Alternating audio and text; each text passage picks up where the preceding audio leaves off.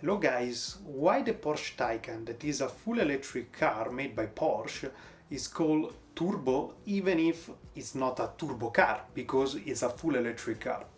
Well, actually the short answer is that turbo is not more an indication of the technical part of the car, but is a sub-brand of Porsche that indicate the top of the range of Porsche, speaking about the powerful car, the most expensive, etc. etc. So we have to go back in 1975, almost 50 years ago, in which Porsche launched the first Carrera Turbo. At that time, Porsche was one of the first manufacturers to launch a sport turbo car, because a few years later, I'm speaking more about the 80s, all the producers of premium cars and even mass car want to have a sporty version of the car made with the turbo technology. So in that year, there was the trend of making a turbo version, and we see a lot of turbo cars like the F40, but even motorcycle like the Honda CX500 and CX650. And at that time, customer wants turbo car. At that time, all the customer, the normal people that buy car also, wants the sportier version and say, I want a car that is turbo. And why? And that's the reason why at that time we see, if we open a price list, we saw all the car with a name and turbo.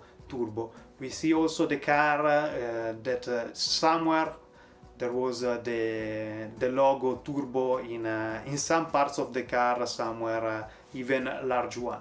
And that's the reason why Porsche in the last year keep the name turbo, because was a precise indication that customer wants, by the way, that car was with the turbo technology. If you think about at that time, some decades ago, I will say, customer was more interested compared than today about the technical part of the car. It was very common to see some naming referring to the technology of the engine in a car that was even for mass production, like 16 valves, like intercooler, like common rail, for example. Things that nowadays very few people care about what kind of technology is inside the engine of the car, with the only exception probably of hybrid or electric that today are more interested. But we see that during the time people are less interested about the technology, the pure technology inside the car or in the vehicle in general. Going back to Porsche, turbo, turbo again means not turbo technology. It was in the past, but now turbo means for customer the top of the range of the Porsche.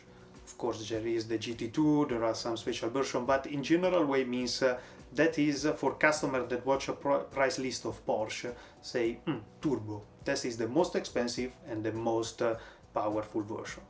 And if we think about, Porsche was very consistent during the years, and that in my opinion was a very good stuff, because if we open a price list of Porsche of 20 years ago, we see the same lineup, more or less, like we see Carrera, Carrera S, Carrera 4, Carrera 4S, then we have the Targa that are some in the middle, then we have again the Turbo, the GT3, the GT2, the GTS that appears later, but in general way is very clear. So a customer that from the year 2002, if we receive from the future a price list of Porsche, is able to understand what is what version. He can understand what is the lineup of Porsche, because it's very similar at what it was 20 years ago.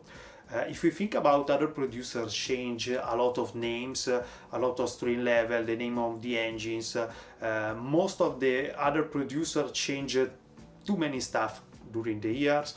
It is a commercial strategy, of course. We cannot speak now why they change the names so frequently, because it's... To conclude, guys, in my opinion, it was a good marketing idea to call turbo even an electric car that is of course not turbo like the Taycan. And in my opinion, in the future car they will keep the naming turbo for S also on the other electric vehicles. By the way, we have to keep in mind that in 2016, after the restyling of the Porsche 991, all the Porsche Carrera are turbo. So the problem of, with the exception of the GT3, so the point of why the name turbo when almost all the Carrera are turbo since the 2016, so 5 years ago, it appears 5 years ago. And Porsche decided to keep the naming turbo and the lineup like this, ignoring the fact that technically speaking was not such correct to call turbo when all the Porsche was turbo. But again, that's, now we are speaking about marketing, and I think it was a good idea of Porsche. So let me say what you think in the comments. If you think it's a good idea to keep the turbo naming, by the way, you understand that I agree with this marketing stuff, and see you in the next video. Bye bye.